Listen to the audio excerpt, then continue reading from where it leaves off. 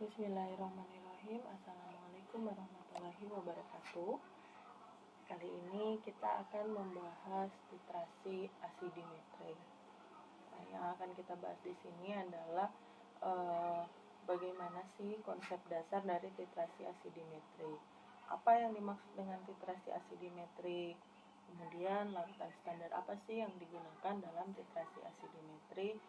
Dan bagaimana perlakuan awal dari larutan standar dalam titrasi ini.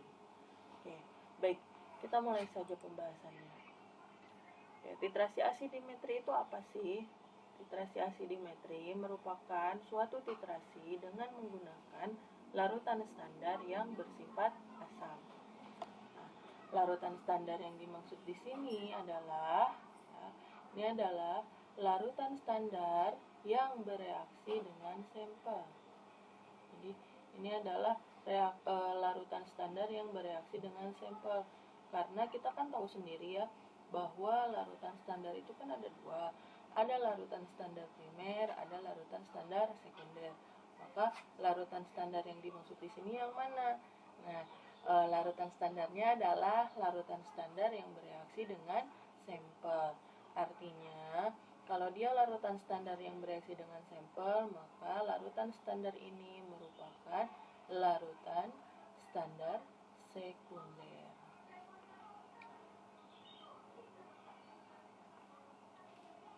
Kemudian, larutan standar yang biasa digunakan dalam titrasi asidimetri adalah HCl dan H2SO4. Nah, di pasaran, HCl dan H2SO4 ini biasanya tersedia dalam bentuk larutan pekatnya. Jadi, kalau kalian mencari HCl dan H2SO4 yang masih murni, biasanya dia dalam bentuk larutan pekat. Sehingga pembuatan larutannya dengan cara diencerkan sesuai dengan kebutuhan. Ya. Jadi kalau mau bikin larutan HCl atau larutan H2SO4, kita bukan menimbang, tapi mengencerkannya dengan cara menambahkan pelarut dari HCl dan H2SO4. Nah, kemudian pada umumnya ya yang lebih disukai digunakan sebagai larutan standar adalah HCl. Kenapa HCl?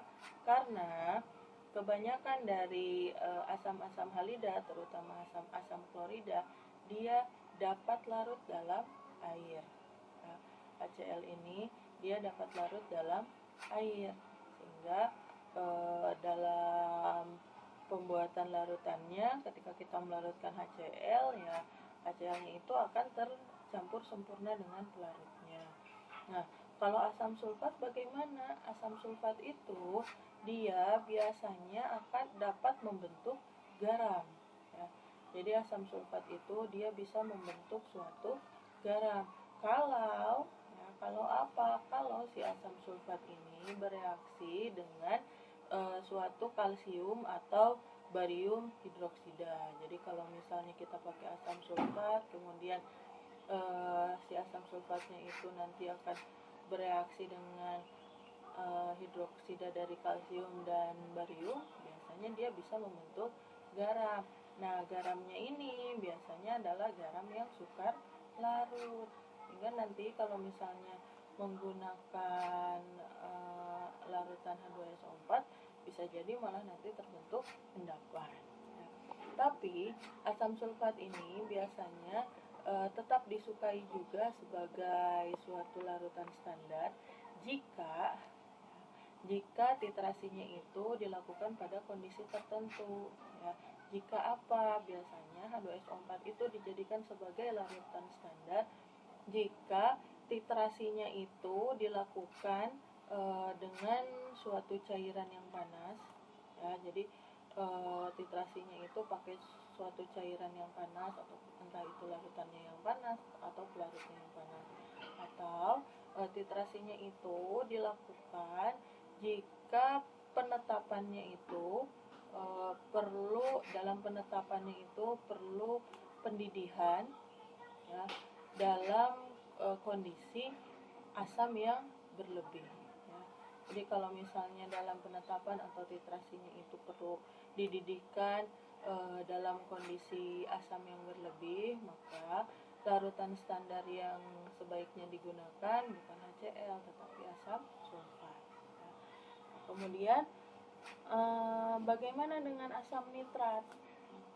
Asam nitrat itu juga kan asam juga. Boleh nggak sih asam nitrat ini digunakan sebagai larutan standar dalam titrasi asidimetri? Jawabannya tidak.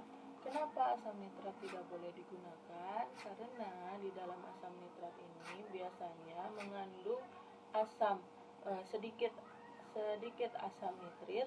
Nah, keberadaan asam nitrit ini nanti biasanya bisa merusak suatu indikator, sehingga penggunaan dari asam nitrat sebagai indikator dalam titrasi asidimetri itu jarang sekali digunakan, ya, karena tadi ada asam nitrit. Jadi dalam asam nitrat itu bisa jadi mengandung sedikit asam nitrit, dan keberadaan asam nitrit ini bisa merusak indikator, ya, sehingga kalau indikatornya rusak maka titrasi pun tidak bisa berjalan dengan optimal, ya. Baik, demikian penjelasan saya mengenai titrasi asidimetri, ya. Nah, penjelasan mendetail mengenai prosedur-prosedur dalam titrasi asidimetri akan dibahas dalam video yang lain, termasuk dengan perhitungannya. Terima kasih. Assalamualaikum warahmatullahi wabarakatuh.